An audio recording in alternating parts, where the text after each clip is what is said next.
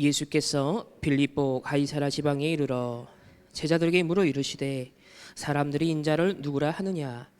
이르되 더러는 세례 요한, 더러는 엘리야, 어떤 이는 예레미야나 선지자 중에 하나라 하나이다.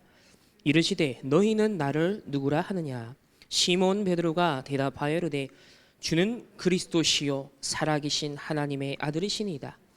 예수께서 대답하여 이르시되 바요나 시몬아, 네가 복이 있도다. 이를 내게 알게 한 이는 혈육이 아니요 하늘에 계신 내 아버지시니라. 또 내가 내게 이르노니 너는 베드로라. 내가 이 반석 위에 내 교회를 세우리니 음부의 권세가 이기지 못하리라. 내가 천국 열쇠를 내게 주리니 네가 땅에서 무엇이든지 매면 하늘에서도 매일 것이요 네가 땅에서 무엇이든지 풀면 하늘에서도 풀리리라 하시고, 이에 제자들에게 경고하사 자기가 그리스도인 것을 아무에게도 이르지 말라 하시니라. 아멘. 우리 9월 첫 번째 오늘 메시지입니다. 제목은 예수님의 질문입니다. 오늘 저와 여러분에게 하나님이 또 예수님이 던지시는 질문인데요. 지난주에 우리 함께 나누었던 말씀은 예수님의 초자연적인 초월적인 사역의 여정을 살펴보았습니다. 핵심은 표면적인 현상을 완화하는 그런 치유가 아닌 근원을 뿌리 뽑는, 근원을 치유하는 것이 예수님의 치유였습니다.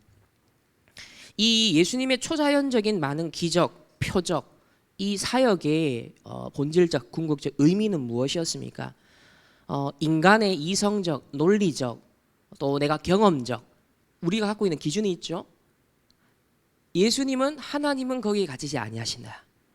우주를 창조하시고 만물을 다스리시고 이 초자연적인 사역 역사를 이루신 것은 결국 우리의 자연적, 물리적, 인간적 한계를 초월하실 수 있는 분이 누구시다? 성삼위 하나님이시다. 예수 그리스도시다. 복음은 그런 것이다. 우리의 신앙생활은 바로 이 초자연적인 영적 무한대의 세계가 있다라는 것을 우리에게 사실은 시사해 주셨던 사역이었습니다. 따라서 내 기준으로, 내 경험으로, 내 지식으로, 내 한계를 가지고서 하나님의 역사를, 말씀의 능력을 제한하지 마라. 이 부분을 가장 주의해야 될 것을 말씀했습니다. 왜? 그래야 진정한 근원 치유가 일어난다는 거죠. 그러나 내가 내 스스로를 제한하고 내가 하나님의 말씀을 제한하게 되면 하나님은 근원적인 치유를 응답하길 원하시는데 그 부분이 막히게 되어지겠죠. 따라서 내 것으로 하나님의 것을 제한하지 말라는 것이 첫 번째 말씀의 포인트였습니다. 예수님이 두 번째로 바리새인과 서기관들을 굉장히 강력하게 비난했습니다. 예수님은 선한 성품을 가지셨는데 왜 이 바리새인과 이 서기관들을 비난하셨을까요? 이유가 있었어요. 전통으로 말씀을 폐하고 있었기 때문입니다. 즉 내 기준과 내 세계관과 내 가치관과 내 능력을 가지고서 하나님의 말씀의 역사를 폐하고 제한하고 있었기 때문에 바리새인들, 이 서기관들을 비난했던 것이죠. 심지어 이 장로의 전통이라는 것이 당시에 하나님이 명령하신 것도 아니에요. 구약의 율법도 아닙니다. 이 율법주의 전통 속에서 만든 인간적인 사실 규율이었거든요. 근데 얼마나 그게 수준이 낮은 거였냐면 마음에 있는 더러운 죄악은 말하지 않으면서 뭐예요? 손 안 씻었다고, 손 안 씻고 밥 먹었다고 예수님의 제자들을요 핍박하고 모함하고 굉장히 코너로 몰아넣는 이런 상황이었습니다. 한마디로 말하면 뭐다? 근본 치유와는 너무 거리가 먼 상태에 있었다는 겁니다. 지금 예수님은 귀신을 쫓아내시고 영육간의 병든 자들의 근원을 치유하시고 또 5병이요 7병이요 절대 불가능한데 하나님 가능케 하신 이것을 보여주셨는데, 바리새인과 서기관들은 이런 근본적인 하나님의 역사, 근본적인 치유와는 너무나도 이미 거리가 먼 곳에 있었습니다. 손 안 씻었다고 앞에 수많은 예수님의 사역을 보고도 입 딱 닫고요, 눈 딱 가리고요, 귀 딱 막아버리는 거예요. 여러분, 복음의 본질 근원을 놓치면 이래 되는 겁니다. 오히려 역설적이죠. 이방 여인이 칭찬을 받는. 아니 유대인의 기준에서 보면 저 이방 여인은요 진짜 뭐 존재감도 없어요. 이스라엘 내에서도 여자들과 아이들은 아직까지 숫자에 들지도 못하는 그런 시대입니다. 근데 이방 남자도 아니고 이방 여인이에요. 그럼 어떻게 받겠습니까? 근데 오히려 예수님은 이 여인을 칭찬해요. 무엇을 보고? 자녀들에게 떡을 주는 것이 마땅한데 개에게 주겠느냐라고 했을 때 개도 그 주인의 상에서 떨어지는 부슬기를 먹고 먹는다, 산다. 이 말은 갈급한 심령으로 복음을 받고 있는 거예요. 지금 하나님 앞에서요 살아있는 마음의 중심을 갖고 예배를 드리고 있는 것이죠. 너무나 많은 메시지와 훈련의 홍수 속에 떠밀려가고 있는, 그래서 어느 정도가 됐죠? 이스라엘은 지금 바리새인이 되어 있는 거예요. 서기관들이 되어 있는 거예요. 오히려 자기네 전통으로 하나님의 말씀을 폐하고 있는 상태까지 왔어요. 그런데 이방 여인은 근원을 알고 있었습니다. 주 다윗의 자손이요. 뭐요? 언약의 흐름을 봤다는 거죠. 믿었다는 것이죠. 오히려 그 부스러기 먹고도 말씀 줄기 하나 딱 그것이면 내가 충분합니다. 그 빛만 비춰줘도 나는 삽니다. 우리 딸이 살 수 있습니다. 여러분요, 이 간절한 믿음, 이게 어디 초신자만 가져야 되는 믿음인가요? 아니죠. 신앙생활이 되면 될수록 갈라디아 2장 20절의 응답 축복을 누리면 누릴수록 우리의 심령은요, 우리의 속사람은 이런 상태가 됩니다. 머리가 굵어지지 않습니다. 신학적으로 성경적으로 지식이 풍성해진다고 해서요, 내가 훈련을 많이 받았다고 해서요 이만하면 됐지, 아니에요. 그건 종교죠. 스펙이죠. 이만하면 내 좀 됐지 하는 순간 이미 뭐예요? 그는 세속적 기준에서의 그 스펙과 같은 거예요. 우리 신앙생활이 어디 그렇게 작동하는 겁니까? 아니잖아요. 살아있는 우리의 신앙, 근원을 치유하고 근원을 살리고 근원을 누리는 우리의 신앙을 회복해 하겠습니다. 그래서 이방인이 오히려 근원적 복음의 흐름을 딱 읽고 그 간절함을 예수님 칭찬하셨다. 오늘 저와 여러분이 어느 현주소에 있어야겠습니까? 예수님의 사역을 보고 귀 다 닫고 입 다물고 눈 딱 가리워진, 그러면서 전통으로 말씀을 폐하는 자리에 있었던 그 바리새인의 위치에 있어야겠습니까? 아니면 제자들이요 하도 여자가 막 난리치니까 예수님 빨리 좀 치우고 보내세요. 행정 업무로 본 겁니다. 진짜 하나님의 사역을 그냥 일로 처리하는 거예요. 자칫 이제 이거는 목사들, 목회자들, 교육자들 주의해야 될 부분이에요. 왜? 이게 업이니까, 일이니까.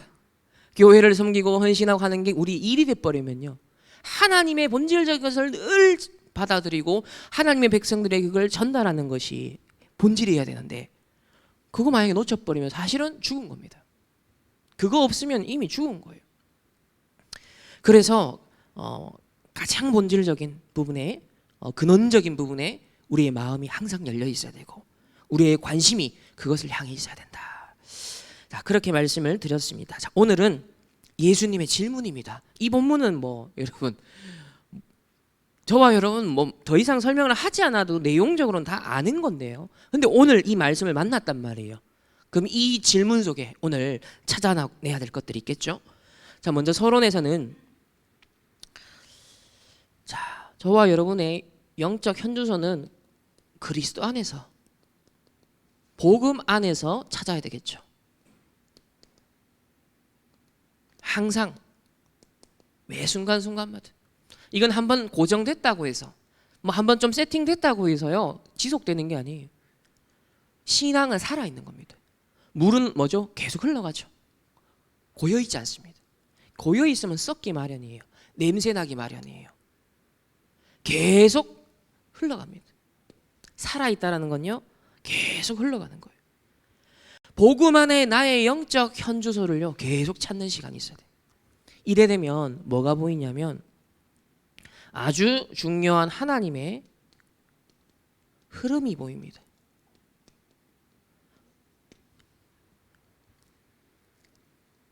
자, 첫 번째로 무슨 흐름이 보이냐면, 야, 복음 밖에서 일어나고 있는 틀린 시도들이 있어요.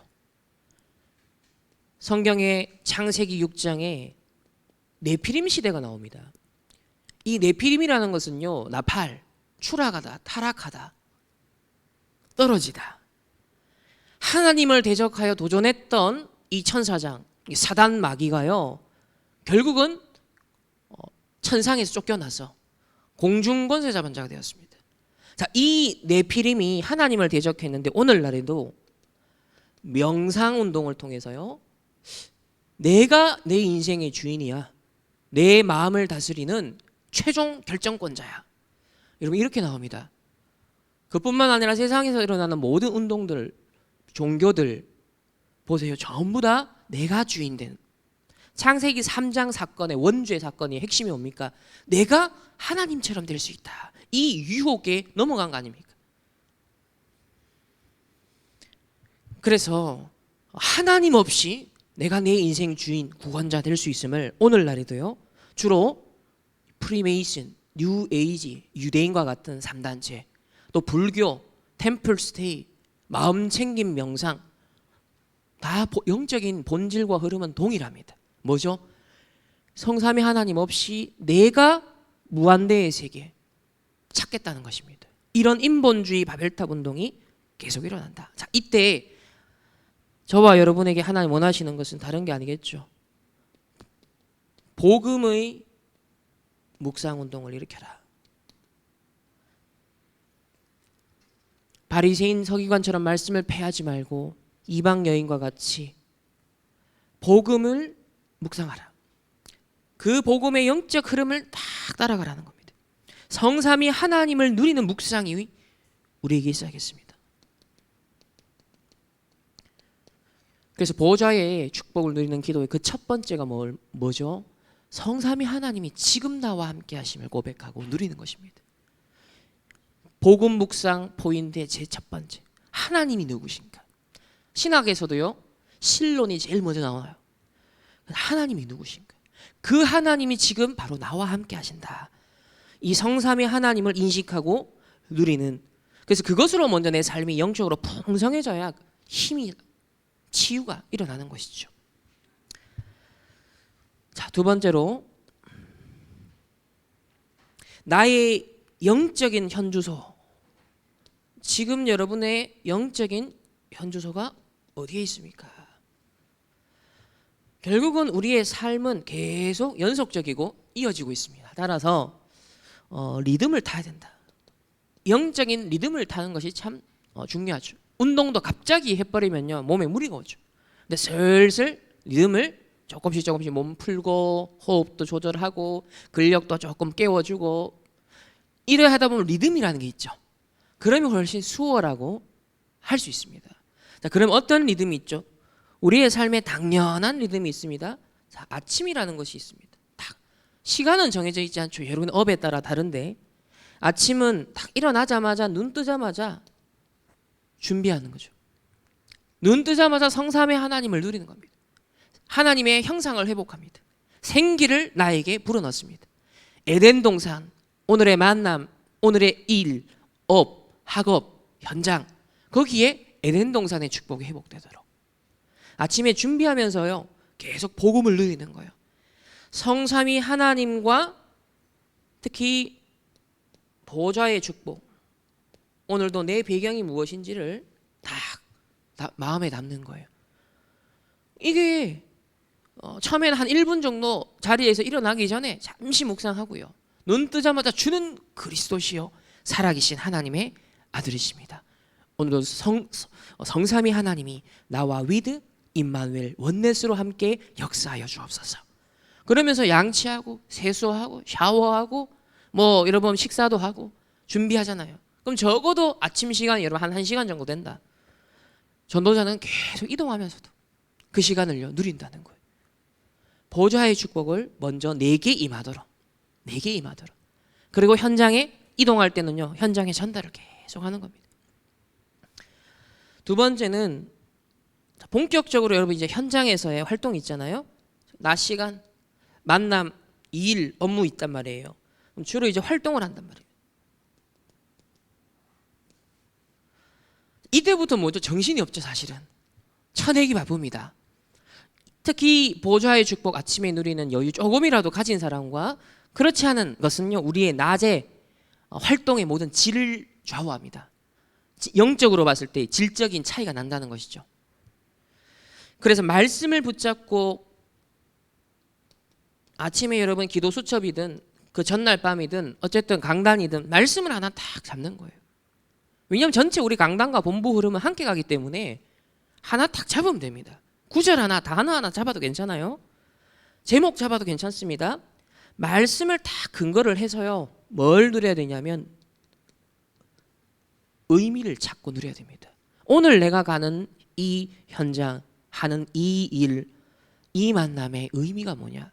오늘 이 자리에 앉은 여러분 예배드리는 의미를 찾지 못한다면 또 종교인의 그냥 늘 반복되는 행위에 지나지 않아요. 그러나 오늘 하나님이 내게 주신 새로운 은혜가 있습니다. 하나님의 새로운 시간표가 시작됩니다. 오늘도 재창조의 역사가 진행되고 있습니다. 하나님의 무한대의 세계에서는요, 하나님의 일들이 지금도 내게 다가오고 있거든요. 늘 새로운 시간표요, 늘 새로운 하나님의 역사의 흐름 속에 있는 거예요. 오늘 이 예배의 의미, 특히 좀 더 우리가 우주적, 전지구적, 역사적 시각을 가지면 80억 인구 가운데 누가 오늘 정확한 복음 깨닫고 예수님의 질문, 사람들이 나를 누구라 하느냐, 너희는 나를 누구라 하느냐라는 이 질문 앞에 정말 하나님이 찾고 계시는 그 답을 할 수 있는 정확한 복음을 깨닫고 누리고 증거할 사람이 과연 얼마나 될까요? 그런 사람들 중에 오늘 저와 여러분 앉아서 예배드린다라는 것, 굉장히 의미가 있죠. 하물며 한 시대에 이 복음운동을 가지고 237 나라 5천 종족 살리겠다, 이 네피림 명상운동으로 전 세계에 재앙과 저주가 들이닥치고 있습니다. 내가 내 인생의 주인이라고 외치는 바벨탑 운동으로 인하여서요, 더 고통은 심화되고 있습니다.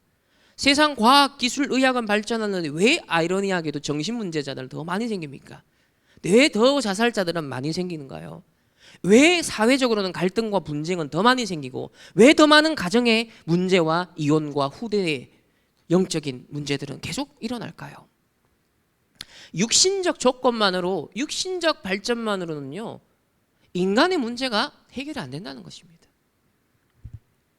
이때 근원을 치유할 수 있는 참된 구원의 길 대신 예수 그리스도를 우리는 만났다라는 것. 이 복음을 깨닫는 정도가 아니라 완전 편집, 설계, 디자인하는 대열 속에 있다라는 것. 그 복음으로 나의 모든 틀린 것, 망할 것, 재앙 덩어리를 뽑아내고 하나님의 것으로 각인시키고 뿌리내리고 체질할 수 있는, 세상에선 사회 안전망이라 하죠.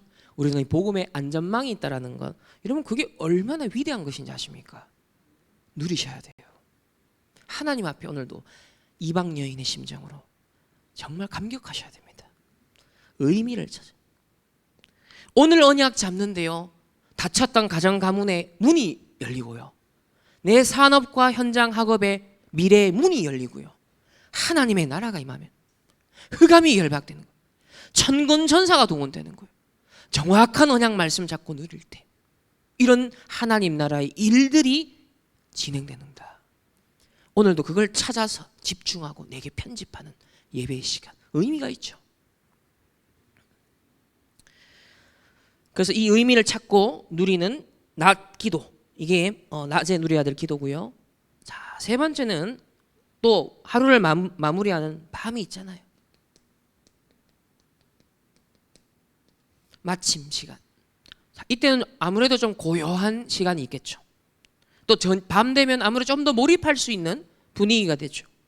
이때는 하루 동안 여러분 또 있었던 일들이 있죠. 중요한 일, 또 문제가 있을 수도 있고요, 고민, 갈등도 있을 수 있어요. 또 너무 좋다, 이런 상황도 있을 수 있고요. 또 렘넌트들은 학업이 있을 것이고, 또 중요한 어떤 사업, 계약, 이런 만남 있잖아요. 자, 이런 어떤 중요한 이슈를 놓고 또 어떤 시대를 두고 집중하는 겁니다. 이때는 집중기도. 아주 집중적.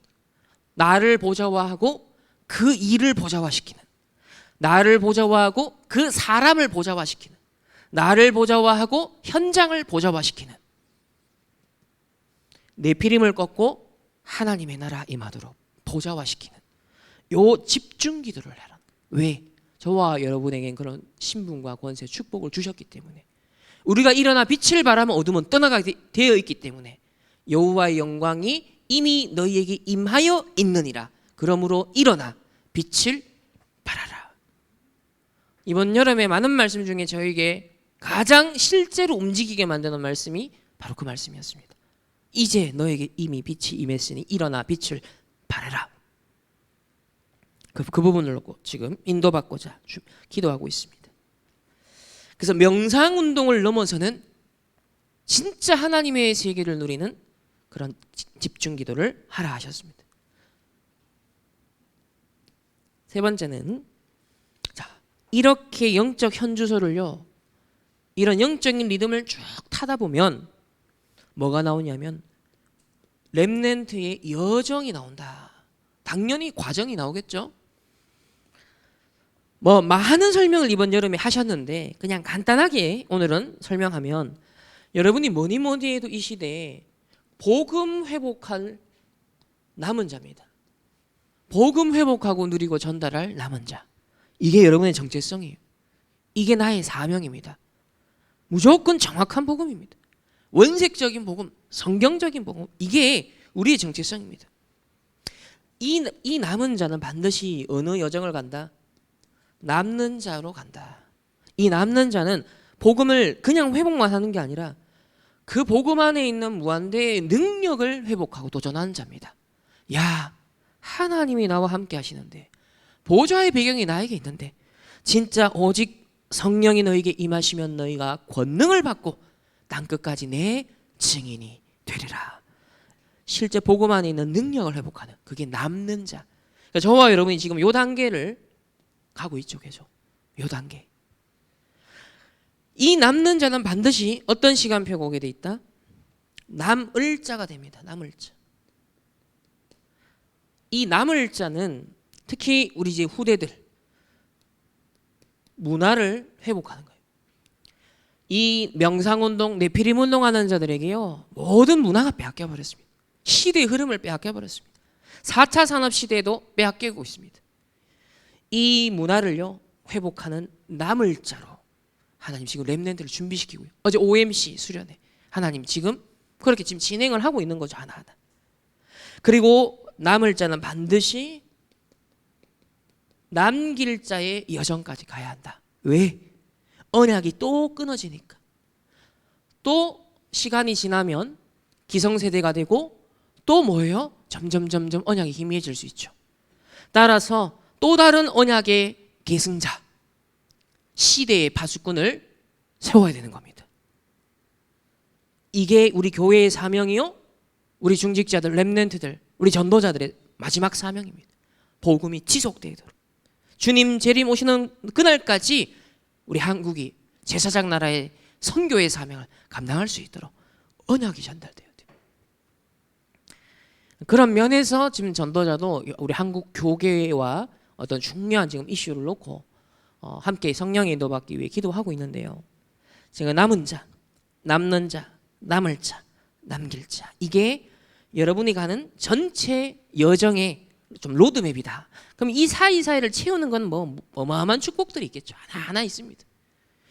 그래서 가장 심플하게, 아, 나는 복음 때문에 남은 자구나. 내 존재 이유, 내 존재의 가치, 하나님이 모든 걸 몰아다 축복하실 수밖에 없는 근거는 뭐다? 내가 진짜 복음 사랑하느냐, 복음 회복하고 전달할 사명이 있는가, 이 복음에 대한 갈급한 마음, 하나님 이방 여인과 같은 그런 중심, 이게 가장 근원이고 본질이니까 여기에 따라서 뭐다? 능력이 그 다음 시간표로 오는 겁니다. 그러니까 우리는 지금 여기서 지금 계속 여정을 지금 가고 있는 중입니다.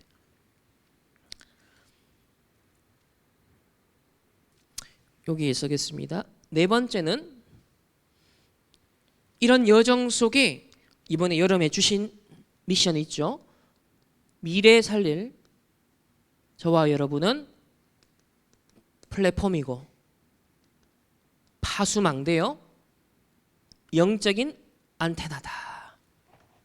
플랫폼, 파수망대, 안테나, 미래를 살릴. 이게 저와 여러분, 우리 충만교회의 정체성입니다. 자, 이렇게 우리 서론을 간단하게 살펴봤는데 오늘 예수님의 질문 그리고 사람들과 제자들 대답. 자, 오늘 그걸 통해서 뭘 우리가 언약을 잡아야 될까요? 일단 역사적 배경은요. 지금 이 질문을 물으셨을 때, 던졌었을 때는 어느 시점이냐? 예수님의 공생애가 2년 동안 진행된 상황입니다. 따라서 곧 1년 조금 더 남은 상황이죠. 예수님 십자가 지시기까지. 그러니까 2년 동안 많은 기적, 표적을 보여주셨잖아요. 예수님이 그리스도다. 그 증거를 많이 보이셨습니다. 그리고 이제 맞이하는 전환점이에요. 지금 마태복음 16장 이전과 이후는 확연히 달라집니다. 예수님의 제자 사역이 본격화되는 시간표예요. 그래서 무리, 군중보다는 소수의 제자, 이제 나 대신 파송받을 제자에게 초점을 맞춰서 그 소수를 준비시켜야 나중에 또다시 다수에게 확산시킬 수 있으니까. 왜? 작은 누룩이, 미세한 누룩만 있어도 어떻게 되죠? 전체가 변화되는 거예요. 그렇기 때문에 확실한 소수의 제자를 이제 예수님은 남은 1년을 두고서는 거기에 초점을 맞추십니다. 십자가 죽음과 부활로 앞으로 완성될 이 구원의 복음을 예수님이 이제 승천하신 이후로 제자들은 그 복음 붙잡고 전 세계 전파해야 될 미션이 있는 자들이에요. 그러니 이 1년간 뭘 전달해야 되겠다. 예수님은 벌써 딱 계획이 나오잖아요. 야, 1년밖에 남지 않은 이 기회에 야, 확실하게 각인 뿌리 체질시켜야겠구나. 그래서 예수님의 본격적 집중 훈련이 사실상 요 마태복음 16장 이후로 진행이 된다. 그렇게 보시면 됩니다. 그런 가운데 오늘 첫 번째 질문을 이제 던지신 거예요. 자, 첫 번째 오늘 먼저 예수님의 그 질문 이전에 16장 1절부터 우리 12절까지 말씀을 먼저 살펴봅시다. 자, 왜 예수님은 바리새인과 사두개인의 누룩을 경고했을까요? 누룩을.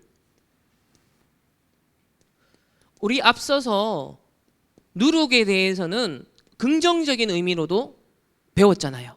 아, 말씀 복음의 씨앗이 뿌려지고 복음이 누룩과 같이 떨어지면 그것이 전체를 살리고 변화시킨다. 자, 이런 비유니까. 누룩 자체는 뭐 가치 중립적이잖아요. 그러니까 누룩은 좋게도 변화시킬 수 있고 안 좋게도 변질시킬 수 있거든요. 이 바리새인의 누룩은 이제 변질을 일으키는 것이다. 그 주의하라, 경고하십니다. 첫 번째로 이 유대인들, 이스라엘의 현 주소입니다. 이들은 지금 어디에 있느냐? 우리 앞서서 말씀 패하는 그 자리에 계속 있었다 봤는데요. 자, 16장 1절을 보면 바리새인과 사두개인들이 와서 예수를 시험하여 하늘로부터 오는 표적을 보이기를 청하니. 지금까지 보여줬잖아요. 또 더 뭘 2년간 보여줬는데, 근데 실컷 보여줬는데 계속 뭐 했어요?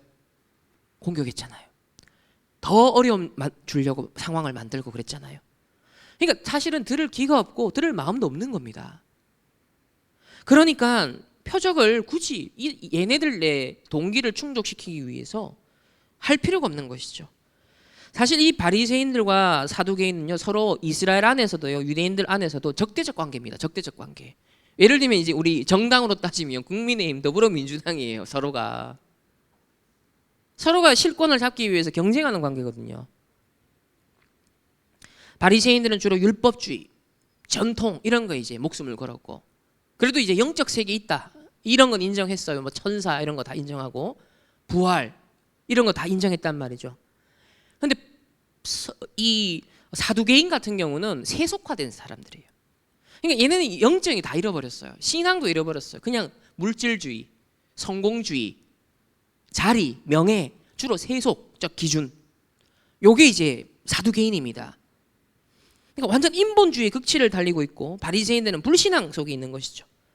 그래서 그들의 현주소는 불신앙과 계속 태클 걸기 위해서 예수님한테 기적을 행하라. 그리고 인본주의. 전부 다 예수님 인기 얻어가니까요. 야, 우리가 영향력이 약화될까 봐. 그런 인본주의, 잔머리를 계속 쓰는 겁니다.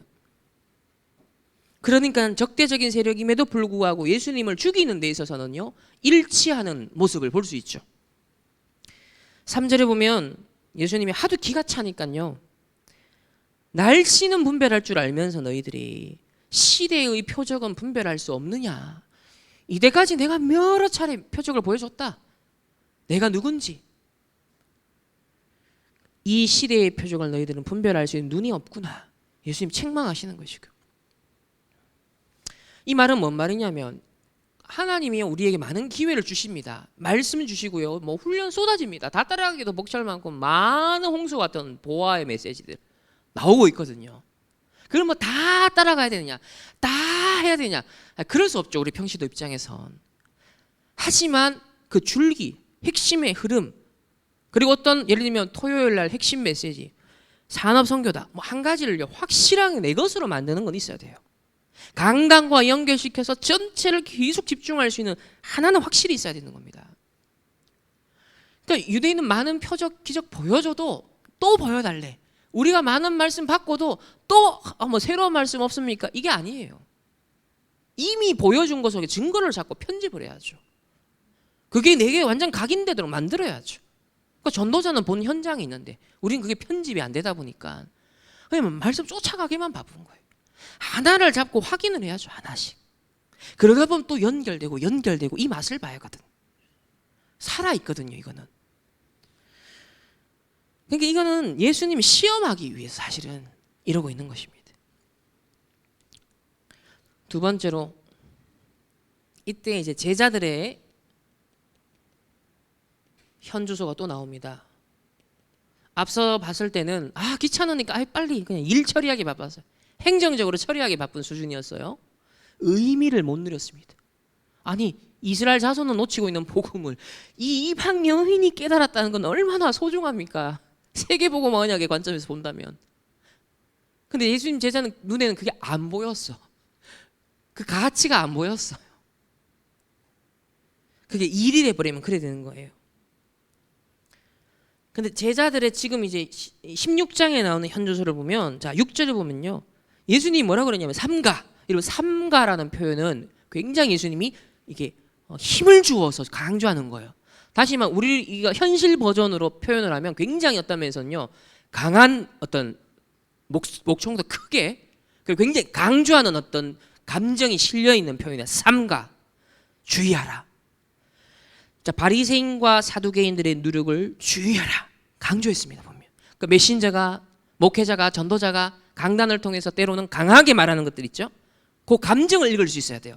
그 전도자의 감정 포인트가 어디 있느냐? 그 말씀 강조의 포인트가 거기 있어요. 누룩을 주의하라 그랬습니다. 누구의? 바리새인들의, 사두개인들의 누룩을 주의하라 그랬습니다. 여기 주의하라라는 표현이 원어로 보면 이 헬라어 원어로는요, 주의하라라는 것은요, 너희 마음을 모아 집중하라. 분산되어 있고 막 정신없고 행정 처리하기 바쁘고 일 쳐내기 바쁘고 막 주의하라. 마음을 모아라. 집중해라. 이게 주의하라입니다. 즉 건성건성이 아니라 깊은 통찰력을 가지고서 경계하라. 살펴봐라. 이게 주의하라라는 말에 풀어서 쓴 의미입니다. 자, 7절에 근데 6절에 분명 삼가 주의하라. 누룩을 주의하라 했는데 7절에 보면요, 제자들이 서로 의논합니다. 그 예수님의 말씀을 가지고 포럼을 하는 게 아니에요. 지금 뭘 얘기를 하고 있어요. 우리가 떡을 가져오지 아니하였도다. 앞에서 5병이요 7병이요의 초월적인 기적을 경험했잖아요. 그래 놓고도 지금 떡을 아이고 깜빡했네, 우리 떡 안 가져왔다. 예수님이 앞에 주의하라. 누룩을 주의하라. 뭐예요? 영적 분별이 없으면요 현실 문제에 집착한다는 겁니다. 눈앞의 것만 보이는 거예요. 하나님의 음성이 안 들려요. 말씀이 안 잡힌다니까요. 분명 주의하라 강조한 말씀이에요. 근데 돌아서자마자 제자들이 서로 의논하는 주제는 뭐다? 떡 어딨냐? 깜빡했네. 우리의 신앙생활이요, 교회 생활이 자칫 이러고 있다는 것이 지금 오늘날 교회의 모습이라는 것이죠. 주일날 말씀 딱 떨어졌어요, 강단에. 근데 성도들끼리 모이면 3, 4, 5 모이면 뭐 얘기해요? 야, 어제 드라마 봤나? 요즘 어떤 여배우가 가방 갖고 있더라 부터 시작해서 온갖 진짜 막 잡다한 얘기들이요, 그냥 현실적인 이슈들이요, 계속 돌아가는 거예요. 그걸 하지 말라는 게 아니라 예수님이 주의하라 했잖아요. 지금 해야 될 것을 해야 되고 나눠야 될 보람이 있는데 그건 안 하면서 그냥 휩쓸려 가니까, 현실에 집착하니까, 그거 아니라는 것이죠. 그래서 8절에 예수님이 아이고 믿음의 작은 자들아 어찌 떡이 없음으로 서로 의논하느냐. 왜냐하면 그거 놓치니까. 9절에 아직도 깨닫지 못하느냐. 10절에 너희들이 기억하지 못하느냐. 여러분 계속 반복하시죠. 계속 강조하십니다. 바리새인의 서기관들의 누룩을 주의하라. 그만큼 중요한 거예요. 여러분 누룩의 특징이 뭐라 그랬죠? 아주 미세한 양이 변화도 시킬 수 있지만 변질도 시킬 수 있는 거예요. 나의 영적 현주소예요. 불신앙이라는 거예요. 아무것도 아닌 것 같은데 그 미세한 것이 내 영적 상태를 황폐하게 할 수 있는 거예요. 내가요 갖고 있는 그 상처가 인식도 못해. 내 무의식에, 잠재의식 속에 있었는데 어느 날 튀어나와요. 그 작은 것이요 복음화되지 않냐고 그리스도가 주인 안 돼버리니까요 누룩과 같이 되는 겁니다. 그래서 그걸 주의하라 하신 거예요. 변질시킬 수 있는 바리새인의 것, 서기관의 것, 복음 아닌 다른 것, 너희들 주의하라. 이걸 예수님이 강조하신 겁니다. 세 번째로, 그래서 다시 영적인 제대로 된 현 주소를 찾아주십니다. 회복을 시켜주시죠. 우리가 말씀 놓치고 은혜 놓치고 또 세상 따라 살다가도요 방황하고 타락하고 사단의 심부름하고 실패하고 그렇게 살아가고 있는 탕자에게도 예수님은요 구원의 길을, 생명의 길을, 빛을 비춰주시잖아요. 그래서 영적 현주소를 다시 찾아주시거든요. 11절을 보세요. 어찌 내 말한 것이 떡의 관함이 아닌 줄 깨닫지 못하느냐. 오직 바리새인과 사두개인들의 누룩을 주의하라. 다시 반복하시죠. 다시 말씀하십니다. 여러분 세상에서요 우리 이제 학교 아이들 가르치는 선생님들이 애들은 반복해 계속 물어. 또 까먹어. 했단 말 또 하고 얼마나 짜증나고 귀찮겠습니까? 체력적으로 후달리고. 예수님이 제자들은 다 컸거든요. 2년 동안 수많은 기적과 표적을 바로 눈앞에서 방금까지도 보여줬어요. 그리고 삼가 주의하라. 앞에 전제를 실컷 깔아놓고 이제 내가 던질 중요한 메시지가 있어. 딱 던졌는데 바로 돌아서자마자 떡 얘기하고 있는 거예요. 그러니까 뒷목 잡는 거죠. 인간적으로 표현을 하자면. 다시 예수님이요 인내하시면서 기다리시면서 주의하라. 좀 이해되십니까? 아마 부모님들은 자식들 보면서 그 심정일 것이고 같은 마음 아니겠습니까? 그래서 바리새인의 율법주의, 형식주의, 전통에 함몰되어 있고 사두개인은 세속주의 탁 돼 있으니까 못 듣고 깨닫지를 못하는 것이죠. 그 미세한 누룩이 분명히 전체 변화, 변질시킨다. 작은 불신앙도 영적으로 그 홈레스라고 하죠. 홈레스. 영어로 홈레스가 뭐죠? 집 없는 사람은 홈레스라고 하잖아요. 영적으로 내 현주소를 잃어버리면 마치 집 나온 집 잃어버린 노숙자와 같아지는 거예요. 홈레스가 되는 거예요. 다시 영적 현주소를 찾아줍니다. 다시 한번 강조하니까 12절에 보면 재미있죠. 그제서야, 성경에 재미있는 표현 중에 하나예요. 그제서야 제자들이 떡의 누룩이 아니요 바리새인과 사두개인들의 교훈을 삼가라고 말씀하신 줄을 깨달으라. 여러분 말씀 대충 들으면요 헛다리 짚고 엉뚱한 데 가 있다니까요. 그제서야 떡의 누룩, 그러니까 누룩만 들은 거예요. 당연히 누룩, 대충 말씀 들으니까요 뭐 하나 득 잡히긴 잡혔어. 근데 메신저의 의도와 하나님의 의도와 상관없는 거 득 잡힌 거예요. 다른 방향으로 가는 거예요. 아, 누룩 얘기하셨던 것 같은데 앞에서는 긍정적으로 비유를 드신 적 있잖아요. 누룩, 누룩. 그러니까 누룩하니까 바리새인의 누룩 이건 안 들리고 누룩. 그러니까 바로 이게 생각이 또 어디로 튀어요? 아까 떡 안 챙겼지. 또 이래 돼 버리는 거예요. 왜? 떡 만드는데 누룩이 필요하잖아요. 그러니까 누룩이 떡으로 여러분 사고방식이 정리가 아직 안 된 겁니다. 영적 상태가 정리가 아직 안 된 거죠. 그러니까 말씀 대충 들으면 이제 그런 일들이 벌어지는 거예요. 그래서 정확한 말씀 정리, 묵상의 시간이 그래서 필요한 겁니다. 하나님의 뜻이 뭐지? 계속 질문해야 돼요. 그럼 인도를 정확하게 받게 되죠. 그래서 저는 그 예수님의 공생의 사역에 굉장히 재밌는 장면이에요. 그래서 이때 비로소 말씀하신 줄을 깨닫게 됩니다. 그러니까 말씀 들어도 못 깨닫는 상태에서 드디어 영적인 각성이 일어나고 말씀을 깨닫게 되는 거예요. 여러분이 말씀 듣는다고 해서 깨닫는 건 아니에요. 말씀이 똑같이 여러분 본문의 말씀을 들어도요 어느 날은요 이렇게 오는 거 있잖아요. 깨달음이라는 게 있어요. 깨우침이라는 게 있는 거예요. 라고 뭔가 레마로 내게 말씀이요 확 관통하는 거죠. 옛날에 들었던 건데 그런데 뭔가 이런 게 있는 거죠. 지금 이제 예수님의 제자들의 그 순간이 온 것입니다. 그러니까 사도행전 우리 마태복음 16장 주는 그리스도 이 신앙 고백 전에 바로 전에 지금 맥락입니다. 요걸 갖고 오늘 봐야 돼요. 자, 예수님의 질문과 그 질문에 대답을 한 베드로에게 주신 축복을 확인해야겠는데 첫 번째로 사람들이 나를 누구라 하느냐. 이때까지 2년 이상 기적을 표적을 경험하고 보았던 무리들 지금 막 추종하는 세력들이 형성되고 있거든요. 야, 저분이면 내 문제 해결하겠어. 우리 이스라엘 속국 문제 해결하겠어. 야, 내 가난 문제 해결하겠어. 뭐 이런저런 현실적 이유와 동기를 갖고 많은 사람들이 쫓아왔거든요. 사람들이 나를 누구라 하느냐 했을 때 대표적인 대답이 나옵니다. 14절에 첫 번째 세례 요한 같다.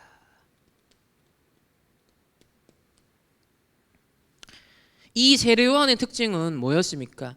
헤롯 왕의 그 부정, 정의 높지 못한 걸 고발했잖아요. 잘못한 걸 지적했잖아요. 자, 정의 실현. 오늘날에도 기독교가요, 공공성을 잃어버렸다. 사회에 영향을 미쳐야 되는데 교회가 사회적 영향력을 잃어버렸어 하면서 정의에 대한 마음 강조합니다. 요즘 막 그런 책들 쏟아집니다. 엘리야 같다. 엘리야는 막 하늘에서 불 떨어지고요. 거짓 선지자 박살 내버리고요. 막 이런 거예요. 예수님 역사 보니까 능력. 어마어마한 능력. 막 신비한 겁니다. 그래서 그 세 번째는 예레미야. 예레미야는 특징이 뭐죠? 눈물의 선지자. 눈물의 선지자. 막 사회봉사, 가난한 자, 없는 자, 막 헐벗은 자 보면 막 가슴이 칭하고요. 막 눈물 나고요. 그게 마치 이제 복음인 것처럼 이래 되는 거예요. 근데 드라마 보다가도요 눈시울이 뜨거워지더라고요. 조금 감동되는 장면 있잖아요. 우리가 포인트들 있잖아요. 근데 그 장면만 딱 나오면 뭔가 눈물이 딱 글썽이거든요. 그러니까 그건 복음도 아니고 뭐 본질이 아니잖아요. 예레미야 박애주의, 엘리야 신비주의.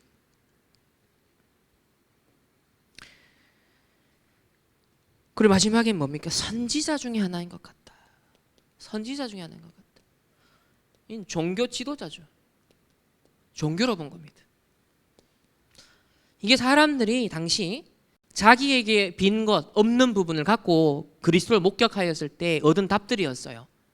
그러니까 자기의 경험과 기준을 가지고 말씀을 해석하고 받아들인 것이죠. 그리스도를 목격한 겁니다. 그러니까 해석이 제각각이죠. 근데 특징은 뭐냐면 전부 다 본질은 아닙니다. 부분적인 예수님의 모습, 기독교의 모습 있지만 본질은 아니에요. 그래서 각인 뿔이 체질된 기존의 자기 습관이 있는 거죠. 자기의 사상이 있는 겁니다. 내 생각이 있는 거죠. 이미 내 동기가 이미 있는 거예요. 그걸 갖고 말씀 받고 신앙생활하고 있는 거예요.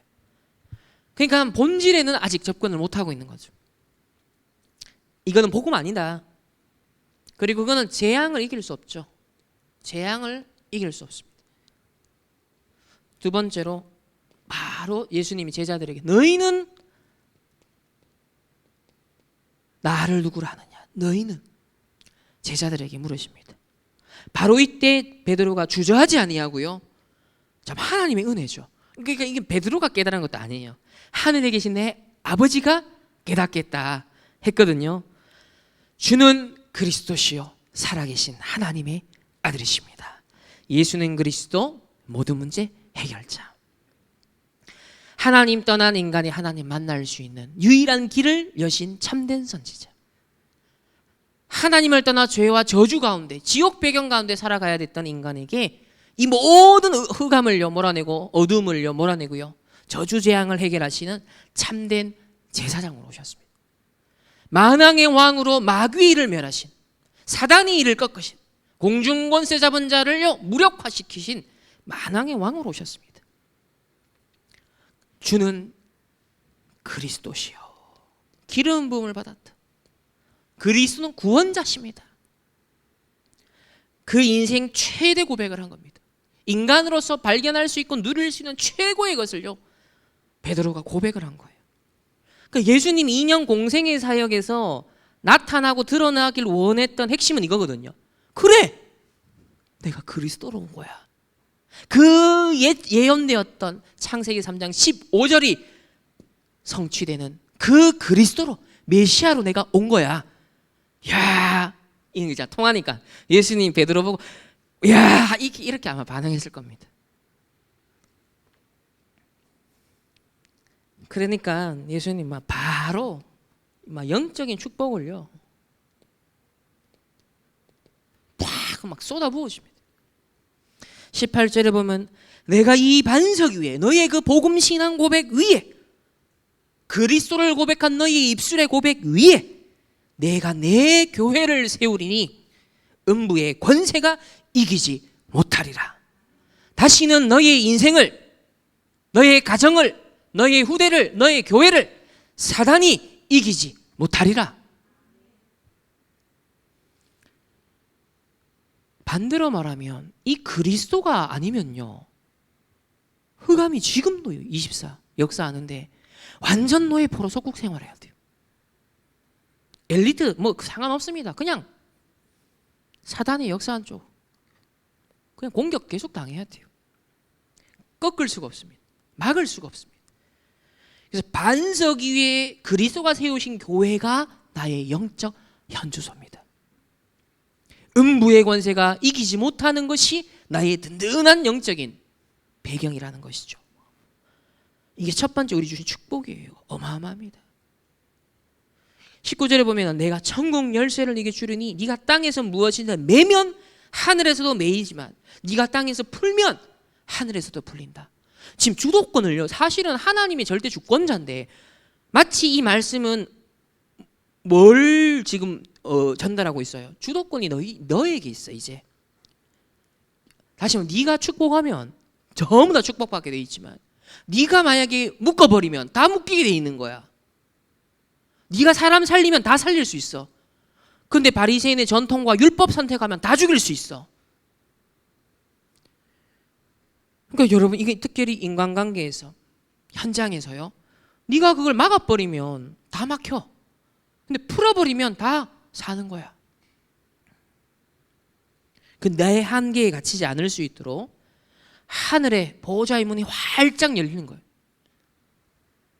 그 열쇠를 우리에게 주셨다는 거죠. 지금 천국 열쇠, 보호자 배경, 축복, 능력 마음껏 누릴 수 있는 그 영적인 권한을, 권세를 우리에게 양도해 주신 것입니다. 우리에게.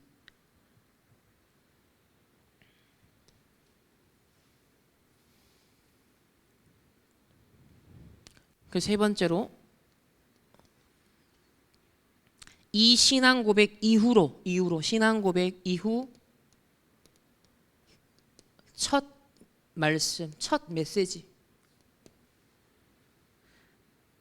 20절에 보면요, 제자들에게 경고하십니다. 다시 한번. 아까도 주의하라 했는데요, 여기서도 강하게 경고하십니다. 20절, 이에 제자들에게 경고하사, 주의 정도가 아니라 경고하사 자기가 그리스도인 것을 아무에게도 이르지 말라라고 하셨어요. 아니, 저는 어릴 때 좀 이해가 안 됐거든요. 아니, 예수는 그리스도 방금 고백해놓고 당연히 그리스도 증거해야 되는데 왜 아직 말하지 말려고 했지? 제 청소년 시간 때는 이 말씀을 깨닫지는 못했거든요. 의아한, 좀 의문이 드는 구절이었어요. 근데 이제 요즘 말씀 제가 들으면서 그렇지, 깨달아지더라고요. 그렇구나. 아직 설 익은 겁니다. 그죠? 확실하게 무르익었을 때, 충분히 햇볕 받고 무르익었을 때 과일이요 맛있잖아요. 근데 설 익은 것은 형태는 대충 있잖아요. 실체는 대충 있거든요. 근데 맛은 어때요? 아직 없어요. 그리스도로 충분히 내가 아직 쩔어 있지 않은 겁니다. 장아찌 담그자마자 맛이 배입니까? 아니죠. 시간이 걸리잖아요. 하나 스며들잖아요. 그리스도께 깊이 각인 뿌리 재질. 그러니까 아직 네가 받을 응답이 많다. 아직 받을 훈련 많아. 바꿔야 될 거 많아. 그러니까 아직 기다려. 지금 그 얘기를 하시는 겁니다. 단순하게 베드로가 하나님의 은혜를 고백했지만 저와 여러분이 처음에 충격받은 복음은요, 세계복음화는 못합니다. 또 예수님만 무리들이 따라다녔어요. 동기복음. 뭔가 복음 때문에 뭔가 이런 게 오겠지, 여러분, 그런 계산들. 동기복음은 세계복음화까지는 제대로 갈 수가 없어요. 그래서 가시밭에 떨어지고 돌짝밭에 떨어진 건요, 금방 어떻게 되죠? 그냥 말라버리는 거예요. 말씀 듣고도, 심지어 기쁨으로 받고도요, 말라버리는 거예요. 그러니까 충격복음, 동기복음은 안 된다. 어떻게 되죠? 정말 편집돼야 됩니다. 이 복음이 제대로 설계돼야 되고요, 완전 내 인생이 복음으로 설계돼야 되고요, 완전 전도자로서, 증인으로서 디자인돼야 돼요. 내 산업이 학업이 이래 나와야 되는 거예요. 하나님 나라의 일이 내 산업을 통해 이래 나타나야 돼요. 여러분의 학업이요, 이렇게 나타나야 되는 거예요. 이게 안 되니까 계속 갈등, 고민할 수밖에 없잖아요. 그러니까 예수님 제자들 처럼 현주석 어디가 있어요? 삼가 주의하라, 중력이 강조하신 말씀은 증발해버리고 떡떡떡 이러고 있는 거예요. 우리가요, 말씀 놓치면 잣지막 현실 문제 앞에요, 떡떡떡 이렇게 되는 거예요. 주신 말씀 언약으로요, 편집, 설계, 디자인을 하고 있으면 하나님이 해결하시는 거예요. 하나님의 뜻을 이루시는 것입니다. 그래서 두 번째로, 이 비로소 예수님이요, 요때 주신 메시지가 21절, 이때로부터, 의미심장한 것이죠. 이때로부터 다 전환점이라는 것이죠. 예수 그리스도께서 자기가 예루살렘에 올라가 장로들과 대제사장들과 서기관들에게 많은 고난을 받고 죽임을 당하고 제3일에 살아나야 할 것을 제자들에게 비로소 나타내시니, 정말 복음을 알린 겁니다. 뭐예요? 내가 죽어야 된다. 내가 죽어야 된다. 그리고 부활, 완전 복음의 핵심 아닙니까? 죽고 부활한, 예언합니다. 창세기 3장 15절의 정확한 성취. 하나님을 떠난 인간, 사단에게 종된 인간, 거기서 완전 해방시키는 출애굽의 역사. 여자의 후손이 뱀의 머리를 상하게 할 것이라. 이 말씀 성취를 위해 내가 온 바로 메시아 그리스도다라는 거죠. 그래서 공생의 사역의 전환점을 보여주는 이제는 진짜 메시지가 나오고, 진짜 메시지. 앞에 거는 어떤 면에서는 약간 이제 약간 꿀을 좀 발라준 거고, 정말 진짜 메시지가 이제 본격적으로 남은 1년간 선포가 되는 겁니다. 어떤 면 저희 단체도 지난 이제 메시지들이 물론 다 중요한데, 지금 이제 나오는 메시지들이요, 그 엑기스, 핵심, 진짜 메시지가 이제 나오고 있는 거죠, 지금. 세 번째로 22절에 베드로가 예수를 붙들고 항번하여 이르되 주여 그리 마옵소서, 이 일이 결코 주에게 미치지 아니하리이다. 그러니까 그리스도인 걸 말하지 마라고 하신 이유가 여기서 벌써 나오죠. 확인되잖아요. 설익은 복음 깨달았긴 깨달았어. 설익은 거야 아직. 그러니까 예수님의 이 복음 사역의 핵심이 십자가 죽음과 부활인데, 그래야 그리스도 일이 이루어지는데 그래 하면 안 돼요. 지금 마치 떡 타령하는 수준하고 아직까지 별 차이가 없게 되는 것이죠. 전혀 빈등 안 맞는 겁니다.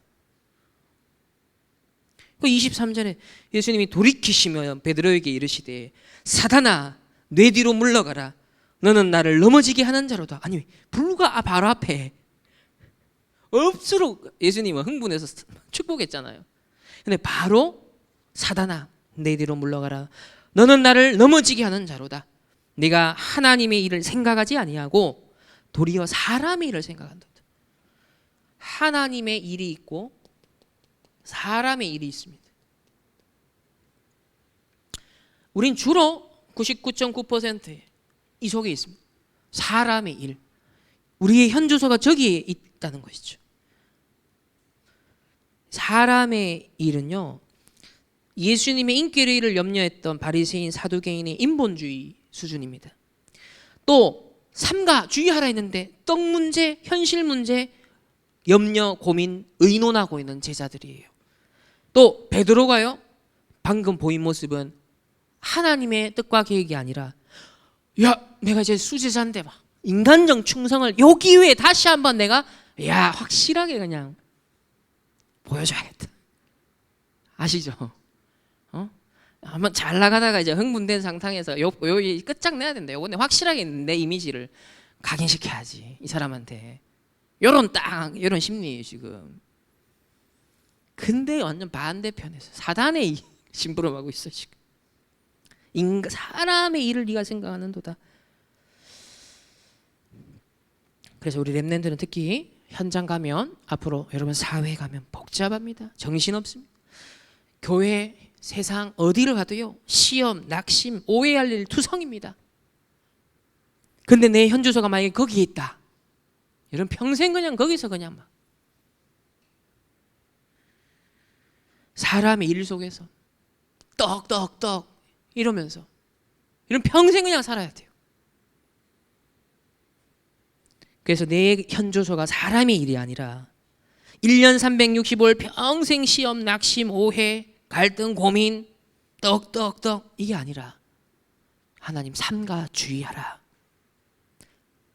말씀 주신 말씀을 편집하시길 바랍니다. 그 속에 내 영적 현주소를 고정하시고 지속하시길 바랍니다. 아침, 낮, 밤의 영적 리듬을 다시 회복하시기를 예수님의 이름으로 축복합니다. 그리스도 외에 절대 진리 없습니다. 그래서 내 생각, 사상, 습관을 넘어서서 오직 복음의 언약을 잡으시기를 축복합니다. 결론입니다.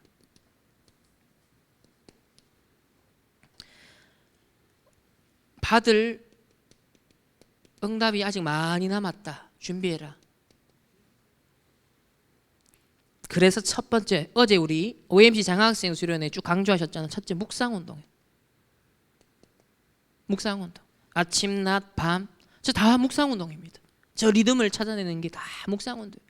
삼가 주의하라 가지고서요 편집, 설계, 디자인, 묵상입니다. 3단체에게 지금 빼앗겨 버렸어요. 3단체가 명상을 하니까 고요한 시간을 가니까요 일단 제정신을 좀 차리더라고요.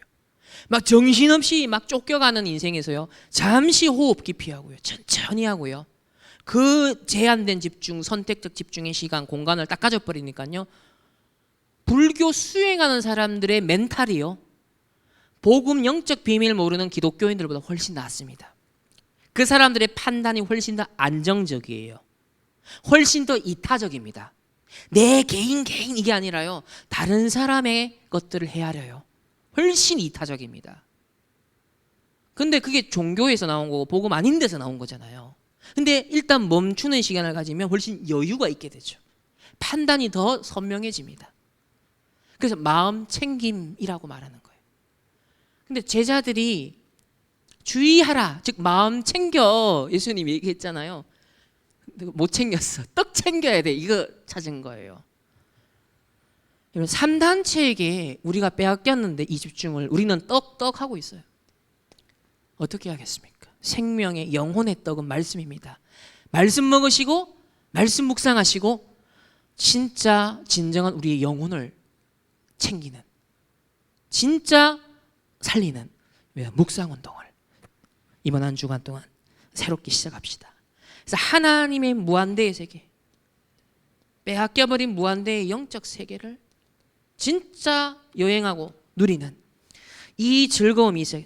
하나님 나라의 일이 매일 나에게 새롭게 오는, 흑암이 무너지고 성령이 역사하고 하늘의 천군 천사가 동원되어지는. 두 번째는 묵상운동 그 결과로 반드시 영적인 작품이 나온다. 평생의 어떤 큰 작품도 있지만 그때그때 작품이 나오는 거예요. 묵상운동이 영적 작품으로 이어진다. 묵상운동을 하는 영적 작품이라야 네피림을 막을 수 있다.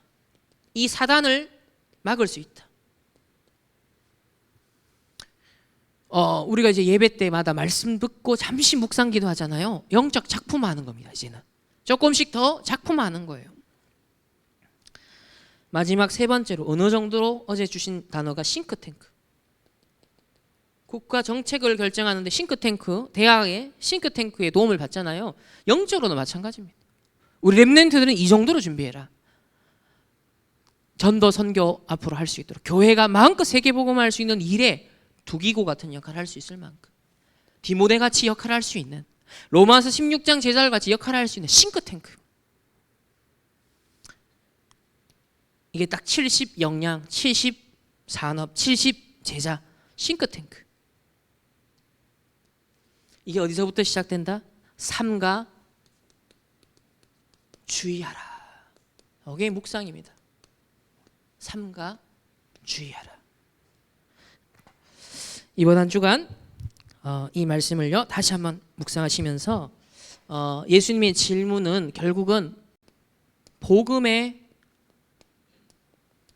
본질에 집중하라. 무엇이 본질이냐? 떡이 아니다. 내가 너에게 보여줬던 증거는 이걸 위함이었어. 그 의도, 본질이 있는 거예요. 그것을 집중할 때 너희는 먼저 그의 나라와 그의 의를 구하라. 그리하면 너희에게 이 모든 것을 더하여 주시리라. 승리하시기를 예수님의 이름으로 축복합니다. 우리 다음 주 마태복음 17장 1절에서 9절을 읽으시고 제자들에게 다시 한번 주신 특별 경고의 의미가 무엇인지를 한번 질문해 보시면 되겠습니다. 기도하겠습니다. 하나님 감사합니다. 오늘 예수님의 질문, 사람들이 나를 누구라 하느냐, 또 너희는 나를 누구라 하느냐. 하나님 이 질문 앞에 우리는 삼가 주의하며 이 복음의 본질에 집중할 수 있도록 한 주간 영적 리듬 회복하게 하시고 나의 영적 현주소가 나의 언약의 여정의 흐름이 항상 주신 언약의 말씀 속에 있게 하옵소서. 감사드리며 살아계신 주 예수 그리스도 이름으로 기도합니다. 아멘. 하나님 앞에 중요한 언약을 잡고 예물을 드렸습니다. 하나님 많은 사람들이 떡이 중요하고 또 현실이 중요하여서 세상의 것 또 물질 추구하는 이때 우리는 본질이 무엇인지 진짜 이 모든 물질이 하나님 나라 이루는 일에 하나님 우리에게 주신 것임을 알고 믿음으로 또 이 예물을 드렸사오니 이 손길을 축복하여 주옵시고 백배 천배 하나님 나라 이루는 일에 하나님 귀하게 쓰임받는 빛의 경제 되게 하옵소서. 렘넌트의 학업을 또 우리 성도님들의 생업을 축복하여 주옵시고 모든 흑암이 무너지며 하나님의 나라 이루어지게 하여 주옵시고 정말 오로지 떡만을 위해서 살아가는 이 시대에 진정한 영적 생명의 뜻 대신 예수 그리스도의 복음을 주는 그리스도시요 살아계신 아들이심을 하나님 고백하며 증거할 수 있는 전도자들로 축복하여 주옵소서. 이제 흩어지는 오늘 한 주간의 삶에 또 추석 현장 속에 하나님 오로지 떡하는 정말 세상의 기준에 휩쓸리지 아니하고 영적인 파수꾼들로 기도의 파수꾼들로 24 누리는 주의 백성들 되게 하옵소서. 지금은 우리 주 예수 그리스도의 은혜와 하나님의 무한한 사랑하심과 성령 하나님의 내주 인도 역사하심이 복음의 본질을 회복하고 집중하고 누리길 원하는 모든 렘넌트들과 주의 백성들 개인과 만남과 가정과 업과 흩어지는 모든 현장 위에 이제로부터 영원토록 항상 함께 있을지어다. 아멘.